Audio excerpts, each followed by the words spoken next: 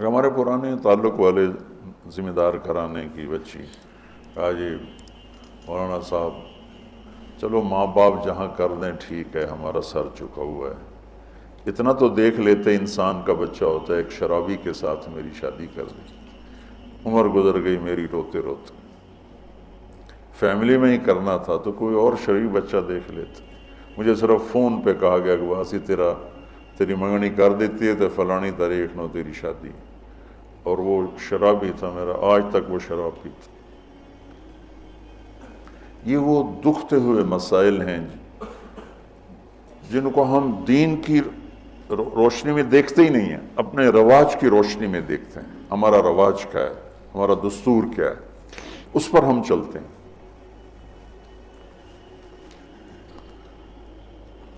تو میرے نبی نے ہم عمر سے شادی کی، سودا،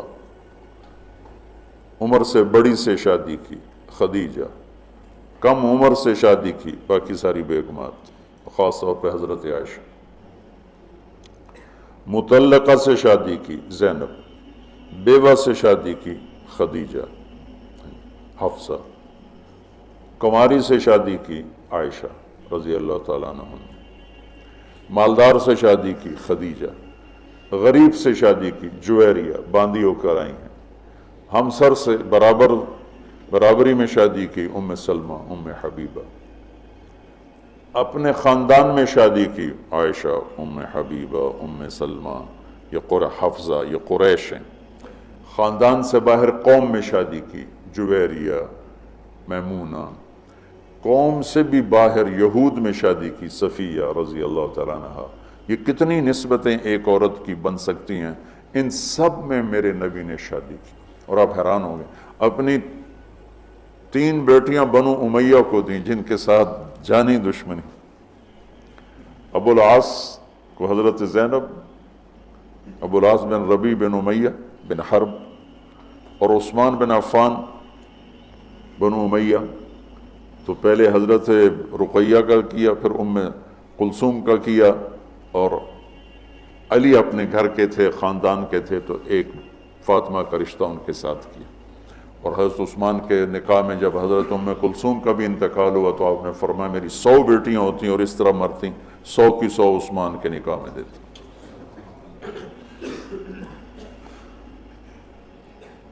یہ معاشرت کے احکام کو اللہ روزے کے درمیان لے کر آئے، اوپر بھی روزہ ہے، نیچے بھی روزہ ہے، اور اس کے بیچ میں اللہ تبارک و تعالی ہمیں یہ دکھا رہا ہے کہ معاشرت عبادات کی طرح ہے، عبادت کی طرح ہے، معاشرت خوبصورت نہیں ہوگی تو ہمارا دین خوبصورت نہیں ہوگا، میں بیوی کو عزت نہیں دوں گا۔ دیکھو طنز کا بول ایسا جیسے کپڑے پھاڑ دینا، بے عزت کرنے کا بول ایسا جیسے کپڑے پھاڑ دینا، اور میں کتنا ہی پاگل ہو جاؤں غصے میں اپنا کرتا خود نہیں پھاڑتا ہوں، میں کسی کا کرتا تو پھاڑوں گا، اپنا نہیں پھاڑوں گا۔ تو میری بیوی میرا لباس ہے، مجھے غصہ چڑھا ہوا ہے، مجھے گلہ آیا ہوا ہے، تو میں لباس پہ ہاتھ نہیں ڈالوں گا۔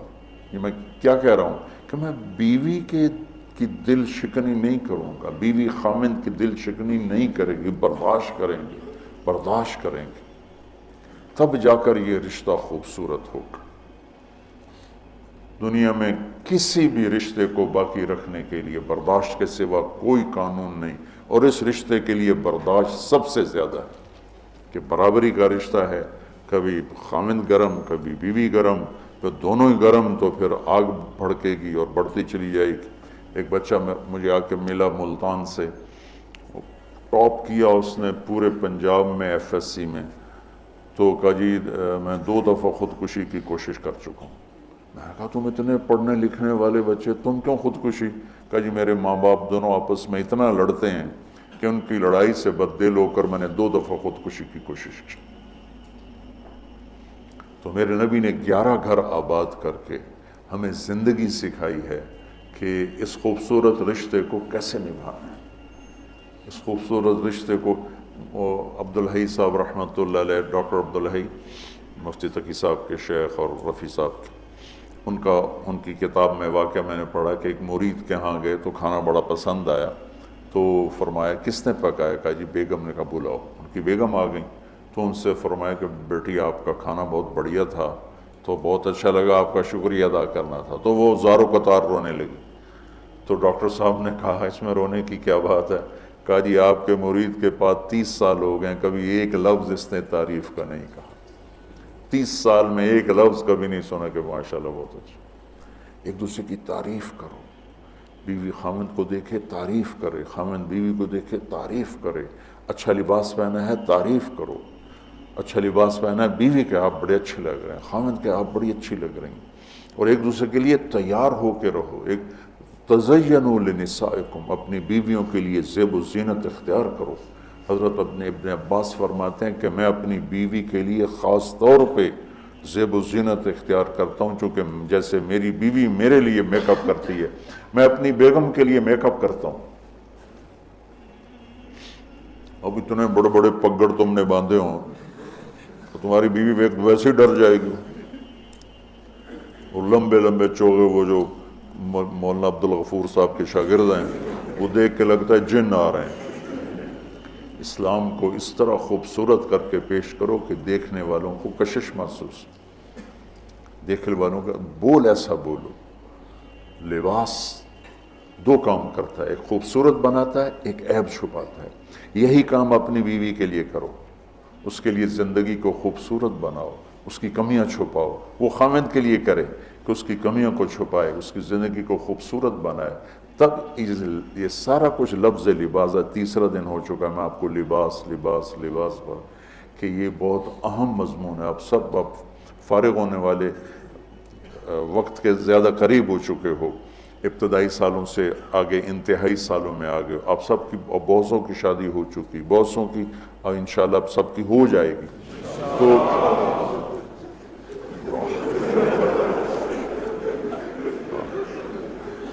مولویوں نے شوق چڑھے ہے شادی۔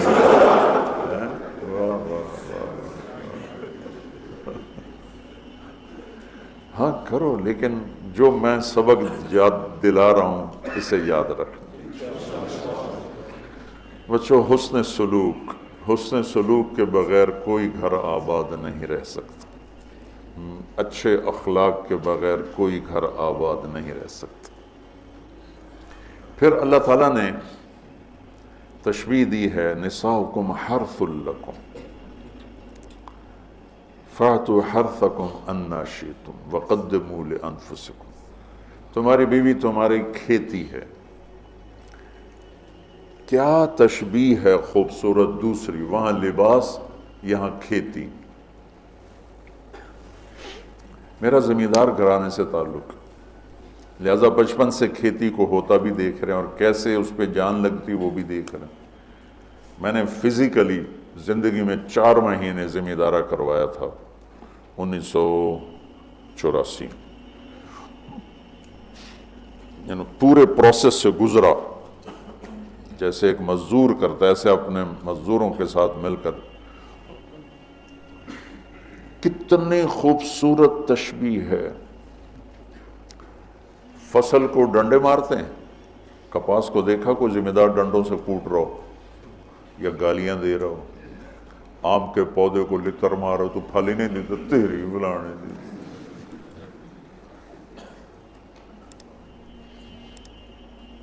کنو پہ پھل نہیں لگا تو ڈنڈا اٹھا کے چلا رہا ہو۔ فصل کو کتنے پیار سے پروان چڑھاتے ہیں، جس وقت میں فصل کی جو ضرورت ہوتی ہے کس طرح مہیا کرتے ہیں۔ میں نے وہ 4 مہینے زمیندارہ کیوں کیا؟ پچھلے 3 سال ہماری فصلیں سب فیل ہو گئی اور قرضے یہاں تک چڑھ گئے۔ ہمارے پاس کوئی جمع پونجی تاجروں کی طرح تو ہوتی نہیں، یہاں تک چڑھ گئی۔ تو میں نے چھٹی لی رائمنڈ سے 4 مہینے اور اپنا زمیندارہ خود سنبھالا، کہ مجھے ڈر لگا کہ اگر اس دفعہ بھی ہماری فصل نہ ہوئی تو پھر زمین بیچ کے قرضہ دینا پڑے گا۔ تو 3 سال کے پیچھے قرضے چڑھے ہوئے، تو میرے پاس تو پیسہ ہی نہیں تھا کہ میں کھاد کیسے لوں، سپرے کیسے لوں، جی ڈیزل کیسے لوں۔ لیکن جس وقت کپاس کہتی پانی چاہیے، میری جیب میں پیسہ نہیں، میں بھاگ رہا ہوں، کہیں سے ادھار پکڑ رہا ہوں، کہیں سے کوئی پلاٹ بیچ رہا ہوں، کوئی درخت بیچ رہا ہوں، اور اس کو پانی پلانے کے لیے انتظام کر رہا ہوں۔ وہ کہتے مجھے کھاد چاہیے، تو میں بلاتا فوری طور پہ، یہ ٹالی بیچنی ہے بھائی، ٹالی کا درخت ہوتا ہے نا، ککر بہت زیادہ تھے، میرے والد صاحب کو درختوں کا بڑا شوق تھا، تو بے شمار کھڑے تھے، تو ایک دو بیچے، چلو بھائی کھاد لے آؤ، وہ لے آؤ، سپرے لے آؤ۔ میں نے کسی جگہ یہ نہیں کہا کہ میرے پاس پیسے نہیں تو میں کھاد کیسے دوں، میں سپرے کیسے کروں، نہیں کرتا، نہیں۔ جو میری کپاس نے مانگا میں اس کو دیتا رہا، میں اس کو دیتا رہا، میں اس کو دیتا رہا، اور اوپر کھڑے ہو روزہ جون میں 15 ایکڑ میں ٹریکٹر کے ساتھ بھاگتا تھا روزہ رکھ کے۔ اب تو سردرد نے مجھے گرا کے رکھ دیا، 15 ایکڑ جون میں ٹریکٹر کے پیچھے بھاگ رہا ہوتا تھا، وہ گوڈی کر رہا ہے تو کہیں کوئی پودا نہ اکھڑ جائے، وہ بیج گرا رہا ہے تو کہیں کوئی بیج وہ کہیں پھنس نہ جائے اور وہ زمین خالی رہ جائے۔ جتنی ایک کھیتی کی محنت ہے، اس کا 100واں حصہ بیوی کے ساتھ اخلاق بنا لو تو آپ کی فصل برابر ہو جائے۔ نساؤکم حرث لکم، اگر درخت نے پھل نہیں دیا تو میں کٹواتا نہیں ہوں، میں اس کا علاج کرتا ہوں، میں اس کا مرض ڈھونڈتا ہوں۔ پچھلی سال ایک آم کا پودا پھل نہیں دے رہا تھا، تو مجھے تو اب اتنی سمجھ نہیں، تو میں نے اپنے دوست کو بلایا، میں نے کہا یار ذرا اس کو دیکھو، اس کو کیا مسئلہ ہے، یہ پھل نہیں دے رہا ہے۔ تو اس نے اس کا علاج بتایا کہ اس کا یہ کریں، یہ کریں، یہ کریں۔ تو پھل نہیں دیتی تو میں پریشان ہوتا ہوں، اور میں اس کی خدمت کرتا ہوں، خدمت بڑھاتا ہوں۔ اب اس کو آپ رشتوں پہ اس رشتے پر فٹ کرتے جاؤ کہ بھائی تمہاری بیوی بہت بدتمیز ہے، تو سمجھو درخت ہے، پھل کوئی نہیں۔ تو اب وہ پانی مانگے تم پانی دو، وہ محبت مانگے تم محبت دو، وہ روٹی مانگے تم روٹی دو، وہ لباس مانگے تم لباس دو۔ چونکہ محبت ایک اتنا بڑا جادو ہے کہ ساری دنیا کے جادوؤں کا توڑ موجود ہے، محبت کے جادو کا توڑ کوئی نہیں۔ بادن ہوا کا صبرت ام لم تصبرا وبکاک ان لم یجر دمعک او جرا امر الفؤاد لسانہ وجفونہ فکتمنہ وکفا بجسمک مخبرا۔ محبت کا جادو سر چڑھ کے بولتا ہے۔ پھر کوئی کھیتی ایسی نہیں جس میں گندی جھاڑیاں نہ پیدا ہوتی، دنیا بھر میں پھر کے دیکھ لیا ہے، بڑے بڑے فارم دیکھ لی، کوئی کھیتی ایسی نہیں ہے جس میں گندی جھاڑی نہ پیدا ہوتی ہو، کوئی خاوند بیوی کا رشتہ ایسا نہیں ہے جس میں اونچ نیچ نہ ہوتی ہو۔ ہم فصل کو بچاتے ہیں اور گندی جھاڑیوں کو نکالتے ہیں، اور گندی جھاڑیاں خود پیدا ہوتی ہیں اور فصل کو پیدا کرنا پڑتا ہے۔ بد اخلاقی خود آئے گی، اخلاق کو بنانا پڑے گا، غصہ خود آئے گا، ضبط کو بنانا پڑے گا، زبان تیز خود ہوگی، اسے ٹھنڈا کرنا پڑے گا، طبیعت میں نفرت پیدا ہوگی، اسے محبت میں بدل۔ یہ سب گندی جھاڑیاں ہیں۔ خاوند اور بیوی کھیتی سے تشبیہ ہے تو زمین کیا ہے؟ دل ہے، اور گندی جھاڑیاں کیا ہیں؟ تانے، بولیاں، نفرت، غصے، مار پٹائی، کبھی خاوند کی طرف سے، کبھی لڑکی والوں کی طرف سے، کبھی لڑکے والوں کی طرف سے، کبھی سسرال کی طرف سے، کبھی ساس سسر کی طرف سے، کبھی بھائی بہنوں کی طرف سے۔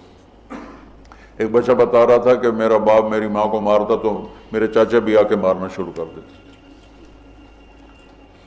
جن کنبختوں کا اس کے ساتھ کوئی رشتہ ہی کوئی نہیں، کہ وہ میری ماں کو مارتا میرا باپ تو میرے چاچا بھی آ کے ساتھ ہی اپنے بھائی کے میری ماں کو مارنا شروع کر دیتے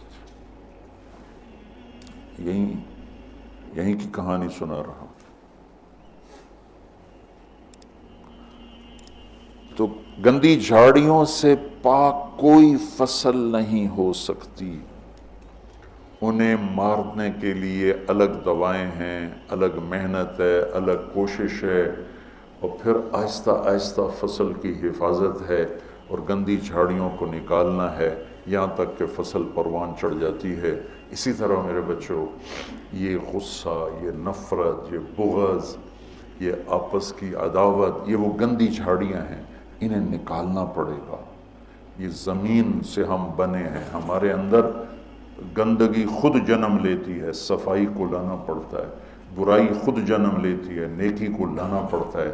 جیسے کپاس کو اگانا پڑتا ہے اور گندی جھاڑی کو مارنا پڑتا ہے، ہم مٹی سے بنے ہیں۔ مٹی کی خاصیت ہے کہ اس میں گندگی فَأَلْهَمَهَا فُجُورَهَا وَتَقْوَاهَا، فجور پہلے ذکر کیا، تقوی بعد میں ذکر کیا۔ میں اس سے یہ استنباط کرتا ہوں کہ ہمارے اندر برائی خود آئے گی، نیکی کو لانا پڑے گا، جھوٹ بولنا خود آئے گا، سچائی کو لانا پڑے گا، بخل خود آئے گا، سخاوت کو لانا پڑے گا، حرص و حوث خود آئے گا، ایثار کو لانا پڑے گا، نفرت خود آئے گی، محبت کو لانا پڑے گا، انتقام خود اٹھے گا، معاف کرنے کو لانا پڑے گا۔ یہ زندگی بھر کی زراعت کی محنت ہے۔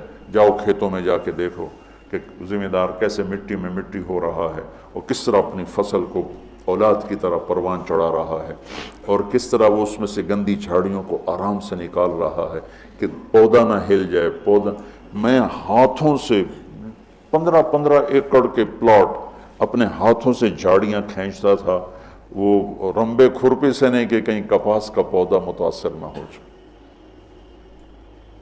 میں اس تشبیہ کو جو سمجھا ہوں، اول تو تمہیں کسی تفسیر میں یہ نہیں ملے گا جو میں تمہیں بتا رہا ہوں، میں تو اس کو زراعت سے سمجھ کے تمہیں بتا رہا ہوں، ورنہ ہر ایک نے وہ ایک مخصوص معنی میں اس کو استعمال کیا۔ فاتو حرثکم انا شئتم، اس کے بارے میں اقبال و ادبار میں اس کو استعمال کیا ہے۔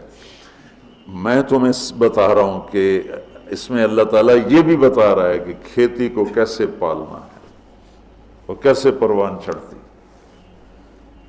سب سے پہلے اسی کو جب وہ لگ رہی ہوتی ہے تو بھاگم بھاگ، جب تک اس کا پورا پھل گھر نہیں آتا زمیندار چین سے نہیں بیٹھتا ہے۔ تو جب تک ایمان پہ خاتمہ نہیں ہو جاتا، اس رشتے کی حفاظت، اس کو پانی دینا، اس کو کھاد دینا، اس میں سے گندی جھاڑیوں کو نکالنا، غصے کو، حسد کو، بغض کو، لڑائیوں کو۔ جب اللہ تمہارے گھر بنا دے تو کانوں میں ڈانٹ ڈال دینا، کسی کی برائی نہ سننا، خاص طور پہ اپنی بیوی کی برائی نہ سننا، کسی کی نہ سنو لیکن بیوی کی نہ سنو، اور بیویاں ان سے کہتا ہوں کہ اپنے خامند کی برائی نہ سنو۔ اب بیویوں پر شک مت کرو، شک نے کتنے گھر برباد کر دیے، بگاڑ کے رکھ دیے، تباہ کر کے رکھ دیے۔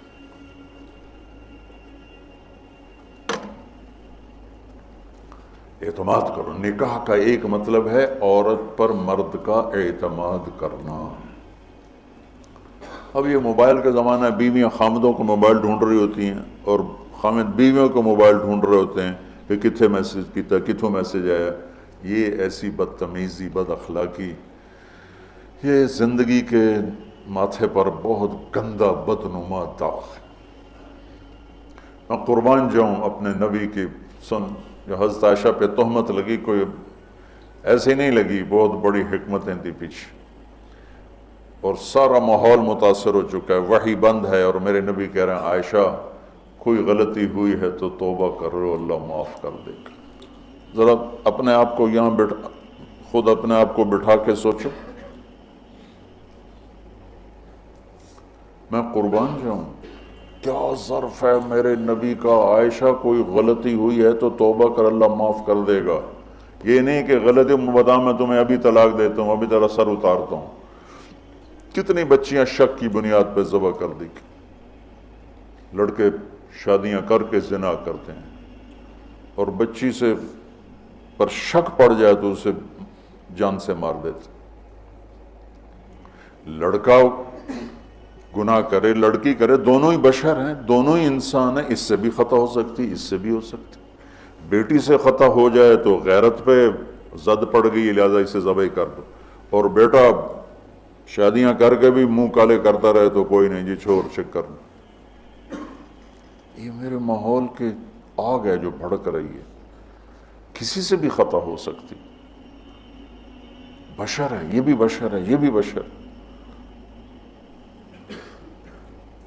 اور میرے نبی میں قربان جاؤں، واہ یا رسول اللہ، واہ یا رسول اللہ، واہ یا رسول اللہ۔ عائشہ اگر کوئی کمی ہوئی ہے تو توبہ کر لے، اللہ معاف کر دے گا۔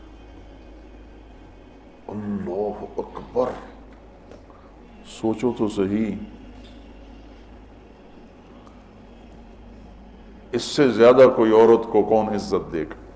کیا آپ نے ان کو ایک بشر سمجھ کے کہا، ہوئی ہے کوئی کمی تو توبہ کر، اللہ معاف کر دے، نہیں ہوئی تو اللہ تیری شان میں کچھ نہ کچھ ضرور تیری صفائی دے گا۔ اسی وقت پھر اللہ نے جبریل کو اتارا۔ کشاف والے کیا ہیں، جار اللہ، وہ کہتے ہیں کہ پورے قرآن میں اللہ اتنا غضبناک ہو کے نہیں بولا جتنا ان 11 آیات میں غضبناک ہو کے بولا، اتنا کفر کے خلاف بھی اللہ غصے میں نہیں بولا جتنا ان میں بولا ہے۔ اب شیخ رمزی جیسے ڈھونڈیں کہ وہ غصے والا اظہار کیا ہے، میں نے تو خالی پڑھا ہے، تو میں نے اس کو ڈھونڈنے کی کوشش بھی کی کہ بھئی وہ کیا چیز ہے جو یہاں ہے اور کفار کے، فرعون کے لیے بھی نہیں، حامان شداد کے لیے بھی نہیں، جو تہمت لگانے والوں کے خلاف اللہ تعالیٰ نے غیظ و غضب کے ساتھ بات کی۔ تمہاری اس سے زیادہ میں گھر کی مثال اور تمہیں کیا پیش کروں؟ عائشہ اگر کوئی ہوا ہے تو توبہ کر لے، اللہ معاف کر دے۔ سبحان اللہ۔ پھر اللہ نے اسی وقت آیت کو اتار دیا، تو آپ نے ماتھا پہ پسینہ تھا، مسکرائے، عائشہ مبارک ہو، اللہ نے تجھے بری و ذمہ قرار دے دی۔ ام رومان کہنے لگی اٹھو لگا رسول کا شکر ادا کرو گا، نہیں، اس کا شکر ادا کریں گی جو میری گواہی دینے آیا، جو میری گواہی دینے آیا۔ تو یہ گھر کی زندگی کے وہ مسائل ہیں بچوں جس میں پوری امت اس وقت مبتلا ہے، خاص طور پر میرا ملک بر صغیر۔ میں چاہتا ہوں تم سیرت مبارکہ سے اثر لو، اللہ کے واسطے قرآن سے جڑو، سیرت سے جڑو۔ میرے نبی نے کیا کیا؟ ہم صرف بزرگوں پہ اٹک جاتے ہیں، اکابر پہ اٹک جاتے ہیں، آگے نہیں جاتے ہیں۔ ہمارے اکابر ہمارا سرمایہ ہیں، ہمارے لیے عالم الہدا ہیں، روشنی کے مینار ہیں، ان سے استفادہ کے بغیر ہم جاہل ہیں، لیکن وہ بھی ہماری طرح انسان ہیں۔ نمونہ بننے کے لیے صرف میرے نبی کی ذات ہے، صرف میرے نبی کی ذات ہے، صرف میرے نبی کی ذات۔ سیرت سے جڑو، قرآن سے جڑو۔ پہلا نمبر قرآن ہے، دوسرا نمبر حدیث ہے، تیسرا نمبر فقہ ہے۔ ہم نے الٹا کر دیا، پہلے نمبر پہ فقہ کو لے گئے، دوسرے نمبر پر حدیث بھی فقہی انداز میں، اور قرآن تو جلالین پڑھ کے چھٹی ہو گئی، چلو۔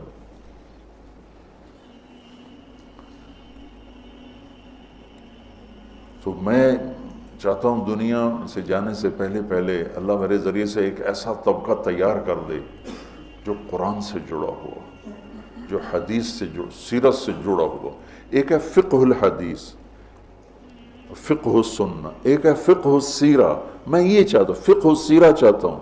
فقہ السنہ پہ تو بہت کام ہو چکا ہے، بخاری، مسلم، نسائی، ابو داؤد، یہ سب فقہ السنہ ہے۔